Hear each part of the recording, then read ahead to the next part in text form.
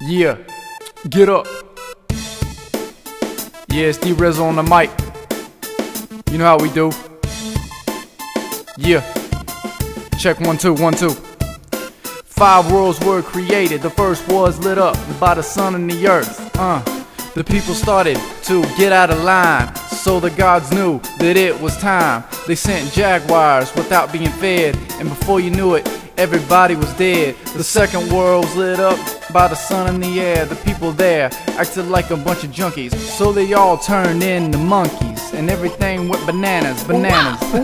The third world was lit up by the sun of fire. The people of this world were so rude, and when they were asked to sacrifice, they refused. They were punished by volcanoes and earthquakes as soon as they were all baked up like a bunch of cakes. The fourth was lit up by the sun of water. OQ created the first humans from ash. They were punished by a great splash. The supreme being told the human couple to get in a tree, because that would be the only way to survive in the sea. They also must master their greed and only eat 1 corn cob each. The couple disobeyed by roasting up fish, and their heads came off with a swish. Before the 5th world was created, the gods asked for a volunteer and waited. The 2 gods that volunteered were very courageous, because what they were about to do was very outrageous. They purified themselves by burning golden hay. This process took more than just a day. All the gods built a pyramid of stone with a fire on top to make them all known. The wealthy god was the first to attack, but that fool punked out and everybody got whacked. Wickety wick whack. Yeah, man jumped into the blazing flame. He wouldn't be the one to blame. Yeah, wealthy god followed after him, but Nan was the one seen as a gem. Yeah, I'm gonna hand it off to somebody else right now. Yeah, my girl MK, Mackenzie, Kinley, Carizzle, Dizzle. Yeah, let's get it going. Hit it. Okay. Yeah.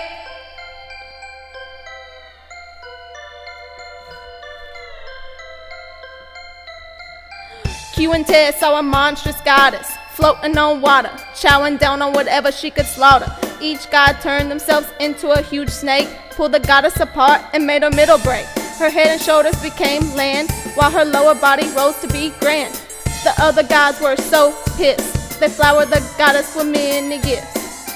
She was to be the provider for survival. Trees from her hair, rivers from her mouth, valleys from her nose, you know how it goes. The goddess cries all through the night, thirsting for blood like those in Twilight. The only thing that would end her fight would be the sacrifice of a human life. What? Q set forth to examine the food. Everything must be perfect, my dude. Q became a big black ant. He hid the corn so he could teach his people to plant. He put the corn in a huge bag and returned to the heavens with jet lag. Q traveled to find the Lord of the dead land. His father's bones were his only demand. Q had to trick the Lord and his servants before he could leave, but the Lord couldn't be deceived. Before you know it, Q fell in a hole and dropped every single one of his father's bones. When he awoke, he picked up the rest. He mixed blood with crushed up bones through his vest. And from this ish, he made man and woman, fulfilling his wish. Yeah!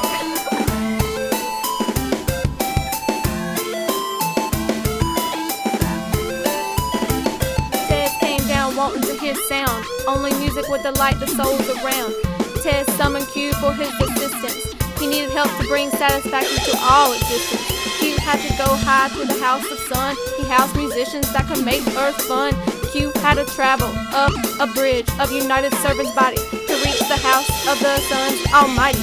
All musicians wore different colors to match the sounds they made for others.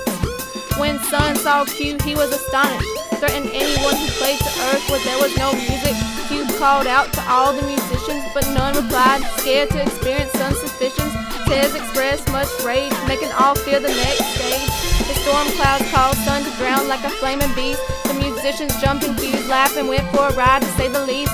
At the sight of Q, earth lit up. To this day, all the music plays.